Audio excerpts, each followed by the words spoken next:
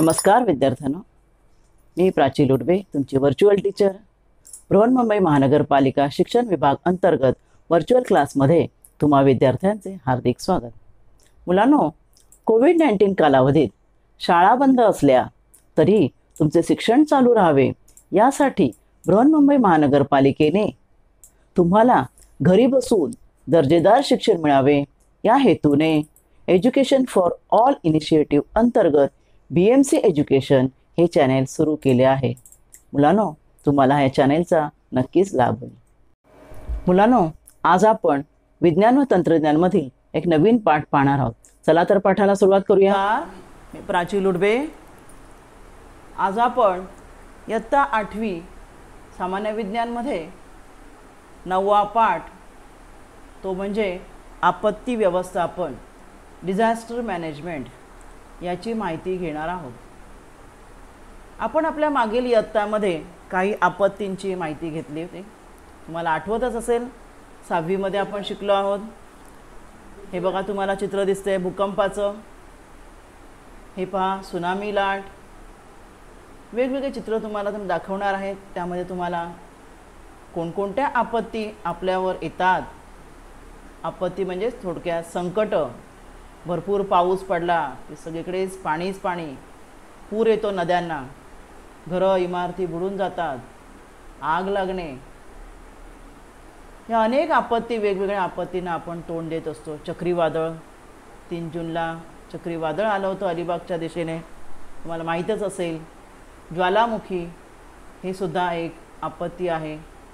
1993 साली झालेला लातूरचा खिलारी भूकंप ही एक मोठी नैसर्गिक आपत्ती होती. 26 जुलै 2005ची अतिवृष्टी ही सुद्धा एक सर्वात मोठी आपत्ती होती, ज्यामध्ये फारच मोठ्या प्रमाणात जीवित व वित्तहानी झालेली आहे.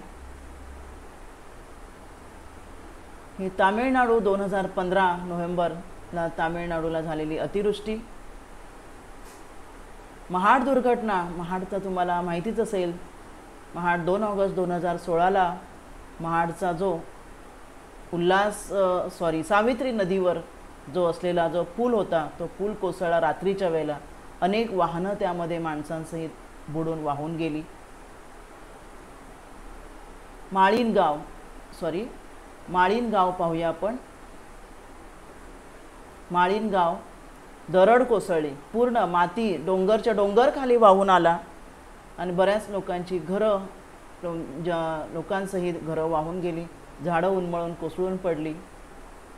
त्यानंतर आत्ताच काही 2-3 वर्षापूर्वी दसऱ्याच्या आदल्या दिवशी एल्फिस्टनला झालेली चेंगराचेंगरी, त्यामध्ये बरेच माणसं मृत्युमुखी पडली.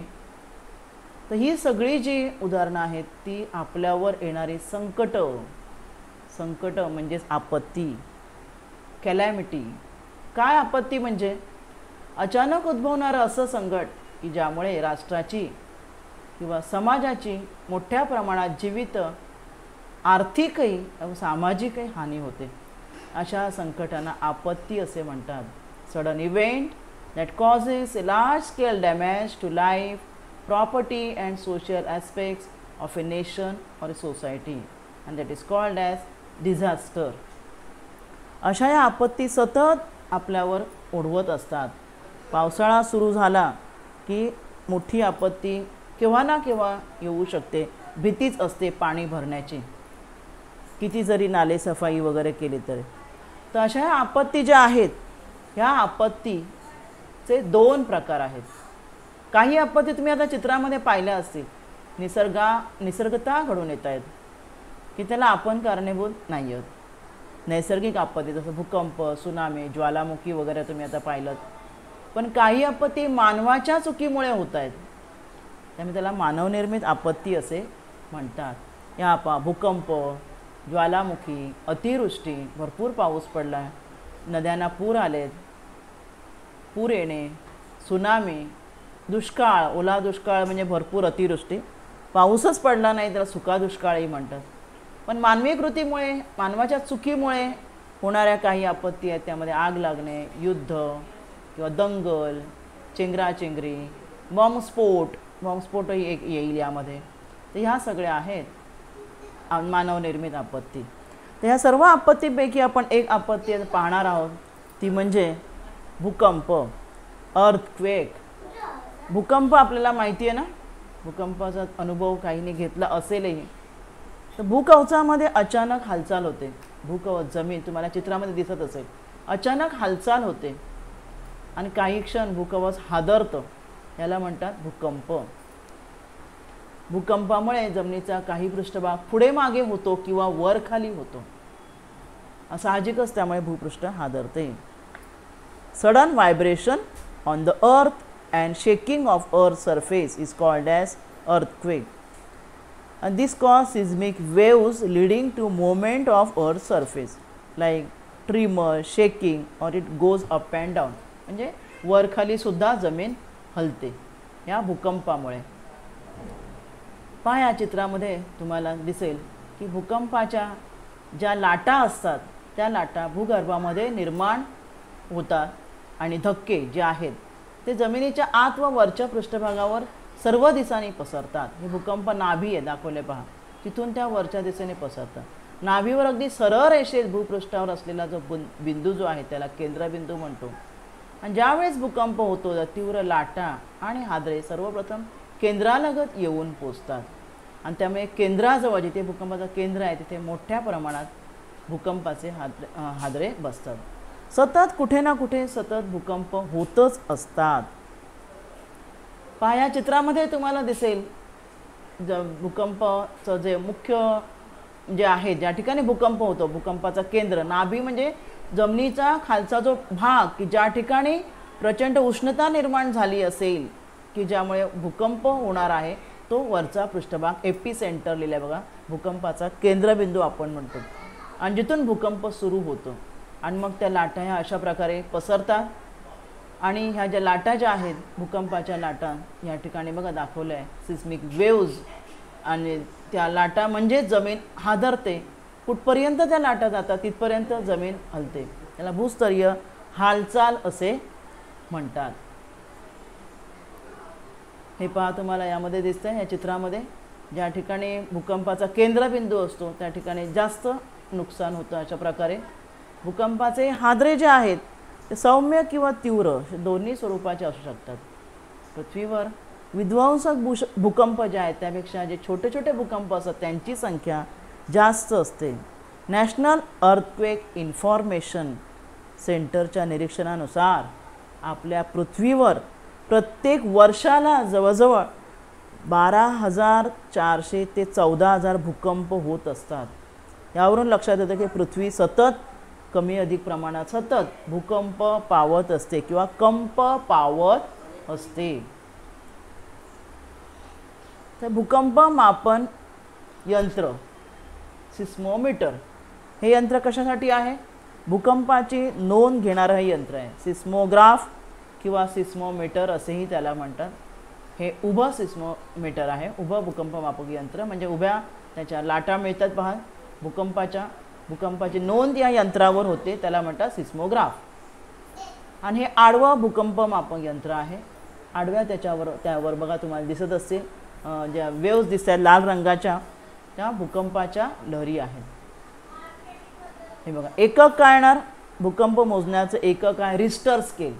अशा प्रकारे ज्या ठिकाणी भूकंप होतो त्या ठिकाणी अशा बसवलेलं असतं आणि या भूकंपाच्या ज्या लाटा ज्या आहेत त्या तुम्हाला या चित्रामध्ये दिसत आहे. एकक आहे रिस्टर स्केल, गणिती एकक आहे भूकंप मोजण्याचं. आता भूकंपाचे कारणं पाहूया. भूकंप का होतो? वेगवेगळी कारणं आहेत की ज्यामुळे भूकंप होतो. पहिला ज्वालामुखी. ज्वालामुखीच्या उद्रेकामुळे काय होतं? जमिनीचा पृष्ठभाग, जमिनीचा अंतर्भाग म्हणून आपण, तो हादरतो. त्यामुळे भूकंप होण्याची शक्यता असते. मोठमोठी धरणं, धरणाचा ताण जो जमिनीवर पडतो त्यामुळे भूकंप होण्याची शक्यता असते.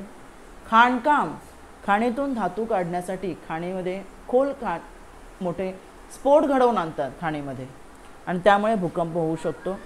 अणुचाचण्याचं तुम्हाला माहितीच आहे. अणुचाचण्यासाठी जमिनीमध्ये खोलवर बॉम्ब स्थिर केला जातो आणि जेव्हा त्याचा स्फोट केला जातो त्यामुळे जमीन हादरते. आणि हे तर तुम्हाला जमिनीखालील हालचाल दिसत आहे बघा. भूपृष्ठावर अंतर्गत भागात जेव्हा पाणी झिरपते आतमध्ये तर भूपृष्ठाखाली प्रचंड उष्णता असते, हे पाण्याची वाफ होते आणि ती वाफ कमकुवत भागातून वर येण्याचा प्रयत्न करते. या चित्रात दाखवल्याप्रमाणे पाहणे, मग तो भाग काय होतो, सरकतो. जमिनीखालील हालचाल सुद्धा कारणीभूत आहे. परिणाम काय होतात आता भूकंपामुळे? तुम्हाला मगाशीच मी सांगितलं की जीवितहानी, वित्तहानी होते. मनुष्यासह वन्यजीव, पाळीव प्राणी यांचीही हानी होते. विजेचे खांब, पाईपलाईन्स, घरे, इमारती, रस्ते, लोहमार्ग सुद्धा उद्ध्वस्त होतात. जैवविविधता, बायोडायव्हर्सिटीचं सुद्धा नुकसान होतं. Ecosystem destruction due to the loss of biodiversity. प्राणी वनस्पती सुद्धा उन्मळून गळून पडतात आणि त्यांचंही नुकसान होतं. त्यामुळे जैवविविधतेचंही नुकसान होतं. शहरी भागात तर आग लागण्याचा धोका असतो. अजून काय मुख्य परिणाम होतो बघा चित्रामध्ये दाखवा. नदी नाले, कारण जमिनीमध्ये भूकंप झाल्यामुळे नदीचं जे पाणी जमिनीतलं पाझरलेलं पाणी असतं, नदी जमिनीवरूनच वाहत असते, बरोबर ना, पृष्ठभागावरूनच. त्यामुळे काय होतं, त्यांचे प्रवाह बदलतात भूकंपामुळे आणि त्यामुळे मग प्रवाह बदलले की हे पाणी आजूबाजूच्या परिसरामध्ये पसरतून पूर येतो. 1950 साली आसाममध्ये जो भूकंप झाला त्यामुळे ब्रह्मपुत्रा नदी तसेच तिच्या उपनद्या यांना पूर आला होता. मुख्य अजून हे सुनामी लाटा, जेव्हा जमिनीचा जो पृष्ठभाग आहे म्हणजे समुद्राखालचा जेव्हा भूकंप होतो, तिथली जमीन जेव्हा हादरते त्यावेळेला ज्या लाटा उसळतात, त्या लाटा जवळजवळ एक मजली इमारती एवढ्या उंच लाटा जमिनीच्या पृष्ठभागावर येऊन धडकतात आणि त्या लाटांमुळे काय होतं, फार मोठ्या प्रमाणात नुकसान होण्याची शक्यता असते.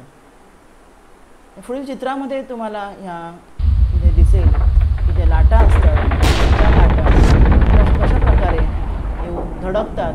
या चित्रामध्ये तुम्हाला दिसत असेल जमिनीच्या खाली हालचाल होते आणि त्या प्रचंड लाटा ज्या उसळतात त्या अशा प्रकारे पहा या चित्रात दिसते.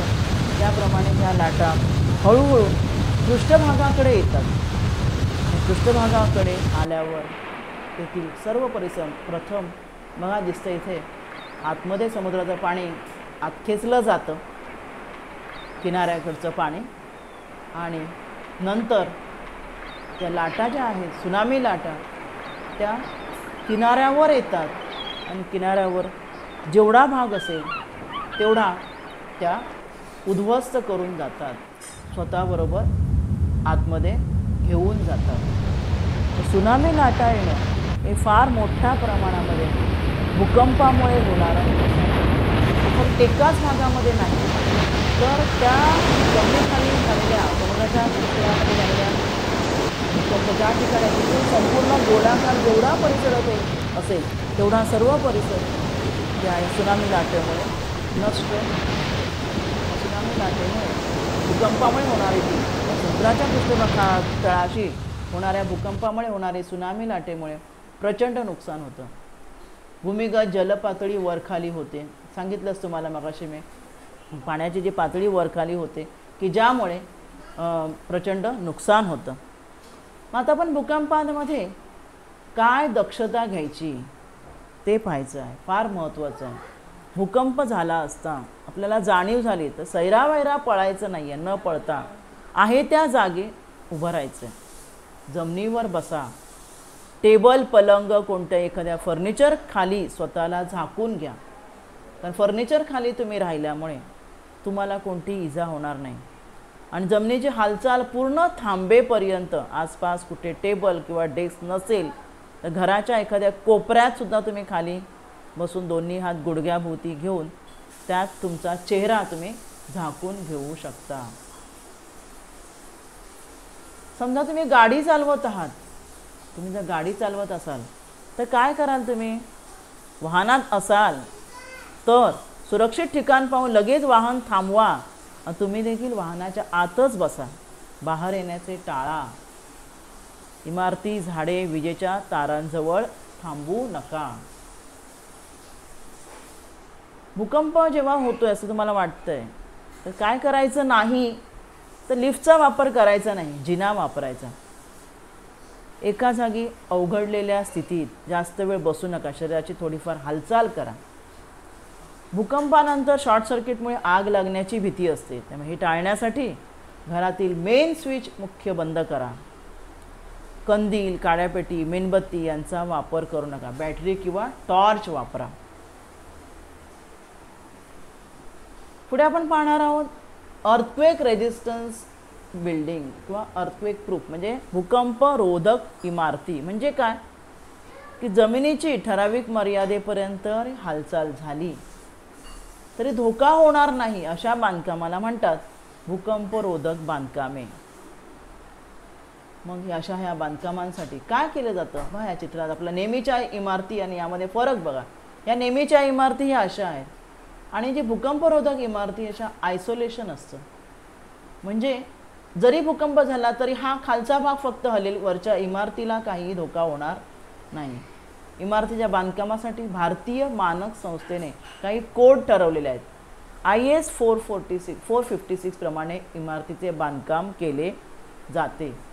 तसेच भूकंपरोधक बांधकामासाठी IS 1893 म्हणजे भूकंपरोधक आरेखनांच्या संरचनांचे मानदंड आणि IS 13920 म्हणजे भूकंप प्रभावाच्या संदर्भात सशक्त कॉन्क्रीट संरचनाचा ताणीय विस्तार वापरले जातात. भूकंपरोधक बांधकामात प्रगत तंत्रज्ञान वापरले जाते. पहा या चित्रात तुम्हाला दिसतंय भूकंपरोधक building is constructed on the top of flexible pads. खाली कसे पॅड्स आहेत बघा. भूकंप झाल्यामुळे ते खालचे जे पॅड्स हलत आहेत पण इमारतीला काही धोका होत नाही. That isolate the foundation from the ground. When an earthquake hits only the base moves while structure remains steady. Base फक्त हलतोय बघा, इमारतीला काही धोका होत नाही आहे. हे पहा यामध्ये सुद्धा अशा प्रकारे फक्त इमारत हलेल परंतु बाकी कोणताही धोका होणार नाही कारण बेस हलतो. अशा प्रकारची भूकंपरोधक इमारती बांधणं गरजेचं आहे. आणि तसंच भूकंपाची पूर्वसूचना मिळावी यासाठी काही उपकरणांचा वापर केला जातो. लेझर रेंजिंग म्हणजे बघा इथे सेन्सर आहे, तुम्हाला पहिला चित्र दिसत आहे ते भूकंप या ठिकाणी झाला आहे ते दिसतोय बघा. म्हणजे सेन्सर जे बसवलं ज्या ठिकाणी भूकंपाचे केंद्र आहे त्या ठिकाणी असे सेन्सर बसवल्यामुळे अर्थक्वेक अलर्ट सेंटरवर ते सेन्सरला सूचना मिळते आणि त्यामुळे तिथून ती सूचना इमारती किंवा जो सोसायटी असेल सोसायटीला कळेल. अशा प्रकारे सेन्सर बसवले जातात.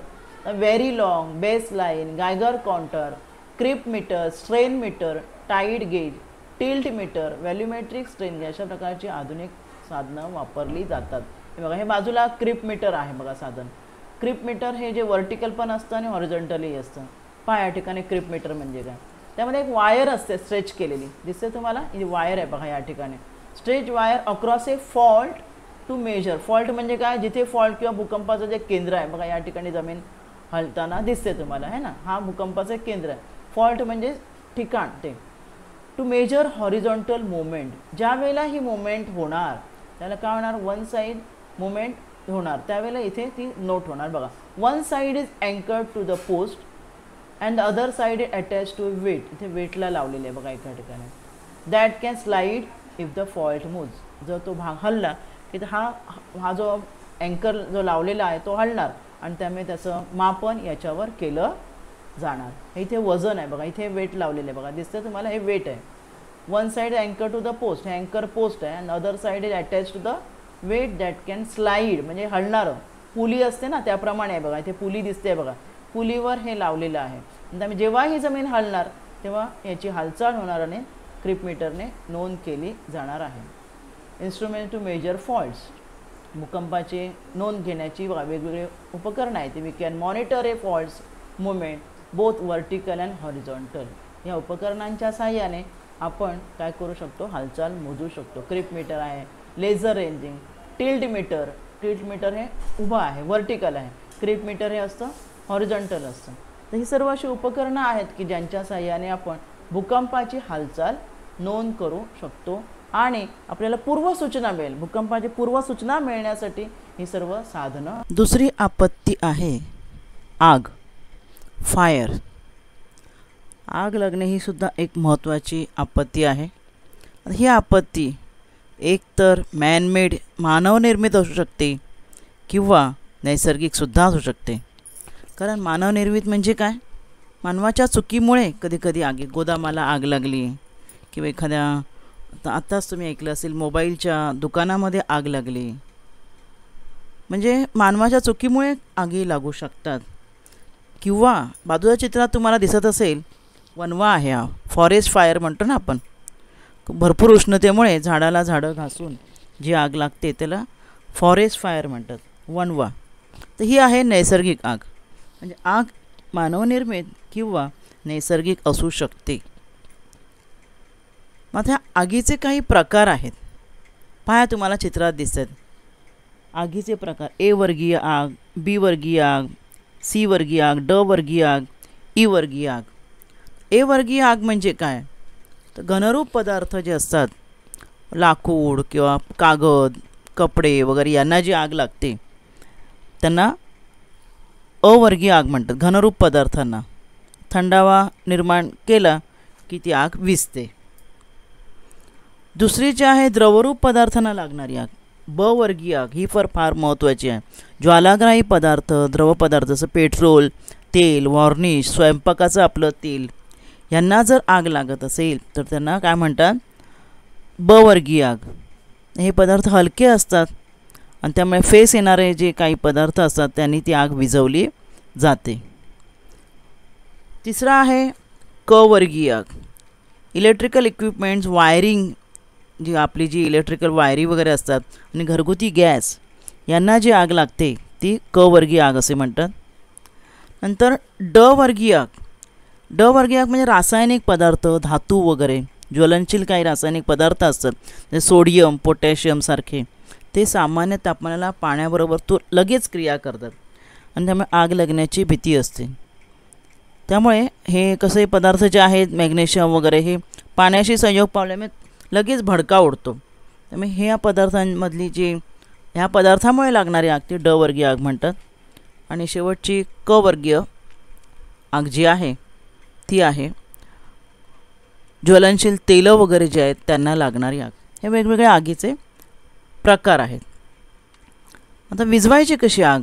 आग विझवण्याच्या वेगवेगळ्या पद्धती बघूया. आगीचा फैलाव कसा आहे त्यावरून 3 प्रकार. कशा प्रकारची आग आहे? पहिलं, आग थंड करणे. थंड करण्यासाठी पाणी हे महत्त्वाचं प्रभावी साधन आहे की जे सर्वत्र उपलब्ध असते. आगीवर किंवा आगीच्या आजूबाजूला पाणी मारल्यामुळे काय होतं? गारवा निर्माण होतो आणि आगीवर नियंत्रण आणणे सोपे जाते. पण तेलामुळे किंवा विजेमुळे अशी भडकणारी आग असेल तर ते पाण्याने नाही तर वाळू किंवा मातीचा वापर करतात. वाळूच्या साह्याने वाळू पसरतात की ज्यामुळे आगीचा हवेतील ऑक्सिजनशी संपर्क येत नाही आणि त्यामुळे ती आग विझण्यास मदत होते.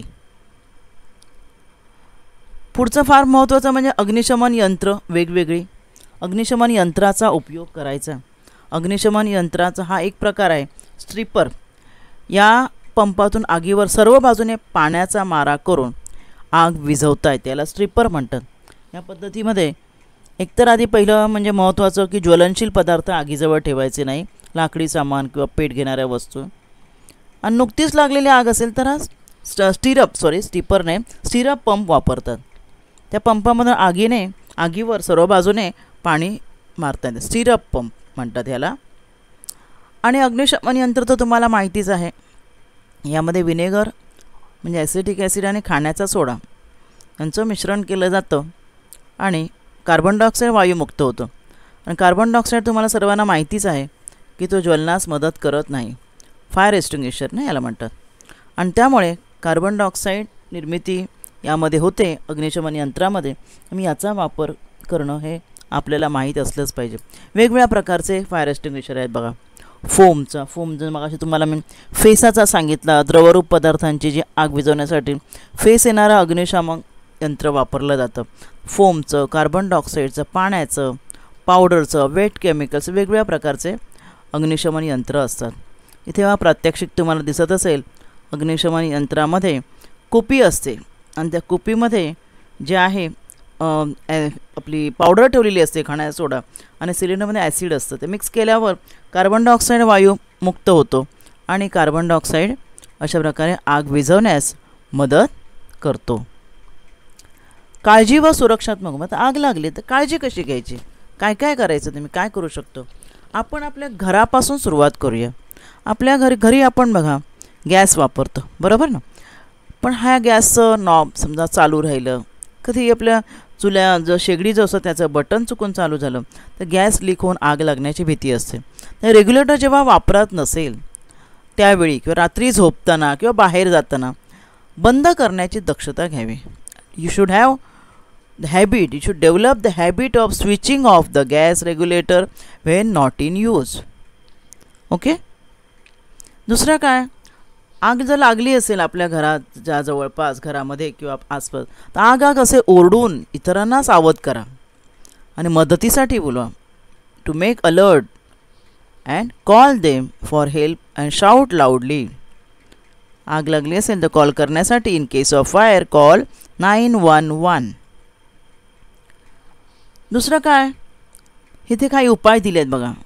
अग्निशमन दलाला तात्काळ फोन करून बोलवून घ्या. 911 नंबर 101 आहे रेस्क्यूसाठी.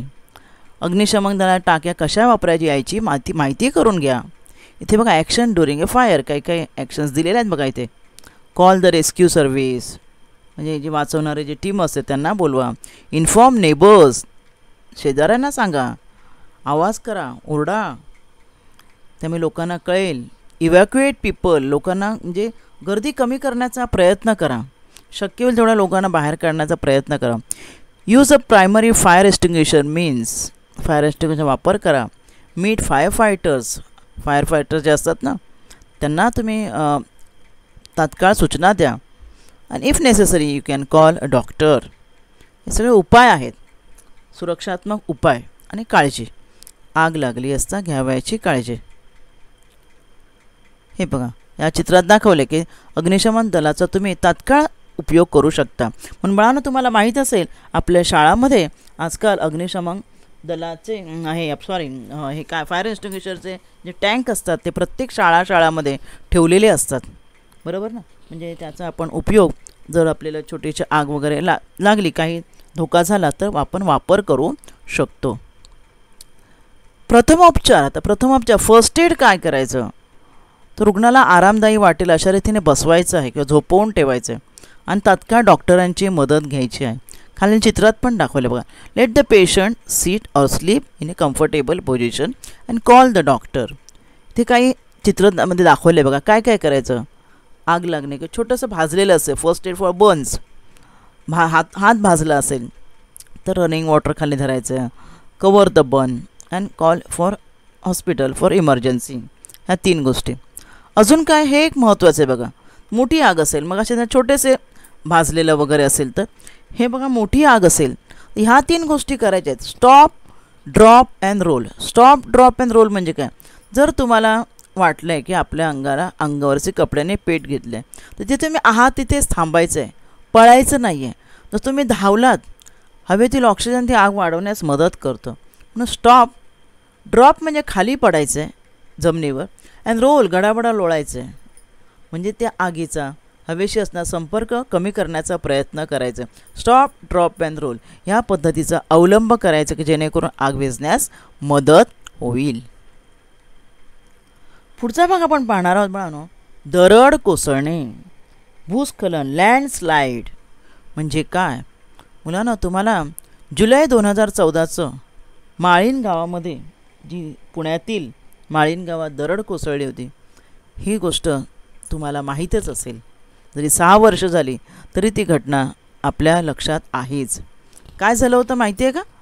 डोंगरावरून पूर्ण माती, झाडं, घरं सर्व वाहत आलं होतं खाली. सर्व घरं जितकी तितकी वस्ती होती तिथे डोंगरावर ती पूर्ण वस्ती नष्ट झाली होती. असं का होतं, दरड का असं कोसळते, की माती का खाली आली असेल. ज्याचा अर्थ ती माती खाली आली पावसाच्या पाण्याबरोबर, त्या अर्थ ती माती भुसभुशीत झाली, बरोबर ना.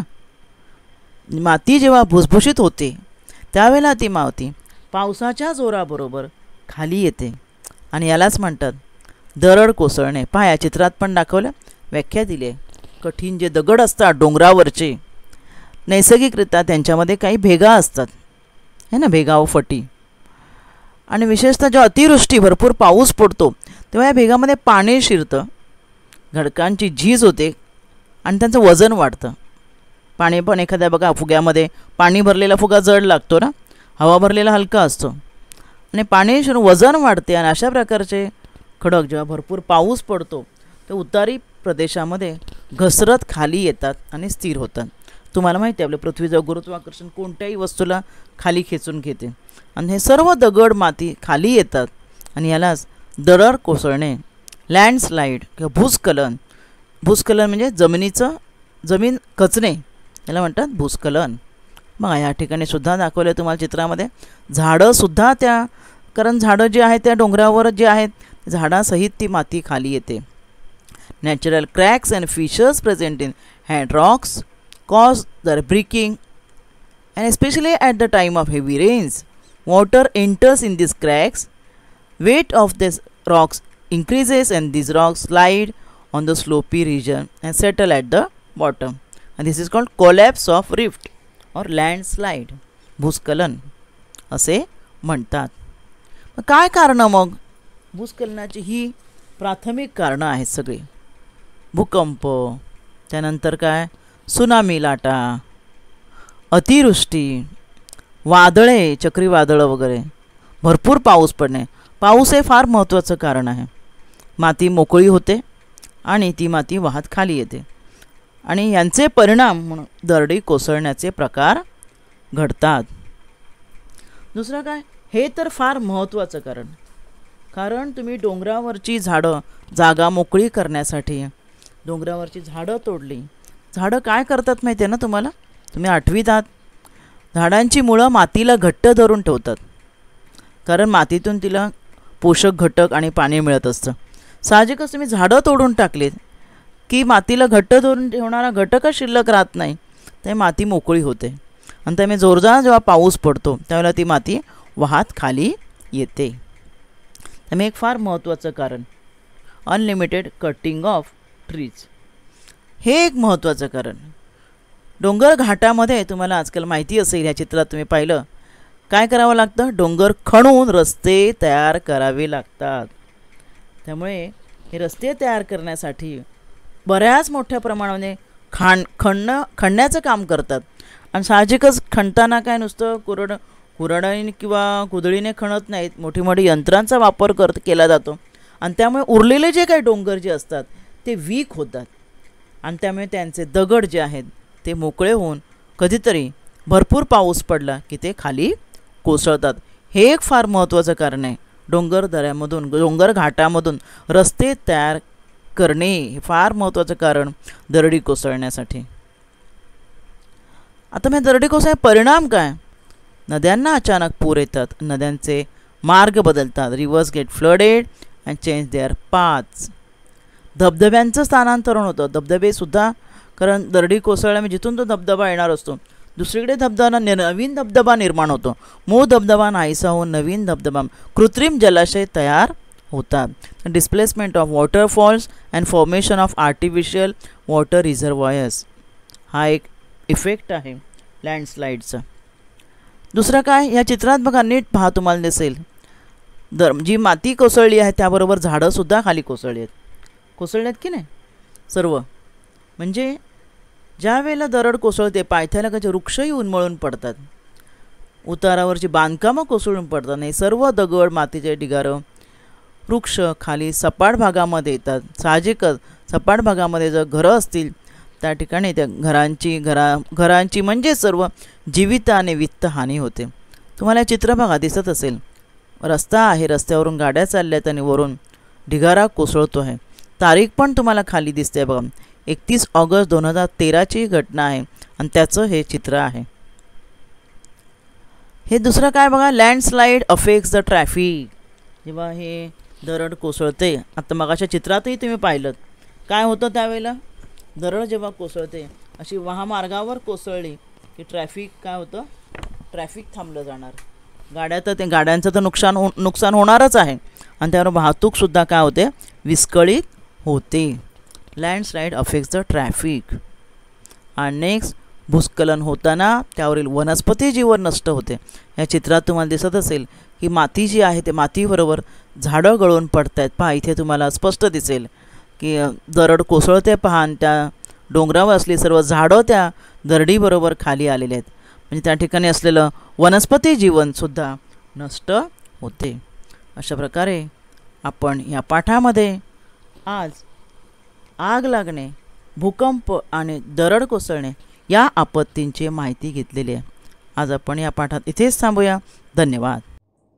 आज आपण या भागात इथेच थांबूया. माझा व्हिडिओ आवडला असेल तर लाईक करा, शेअर करा आणि BMC एज्युकेशन चॅनेलला सबस्क्राईब करा. तसेच बेल आयकॉन प्रेस करा की ज्यामुळे तुम्हाला नवीन नवीन व्हिडिओचे नोटिफिकेशन्स मिळतील. धन्यवाद.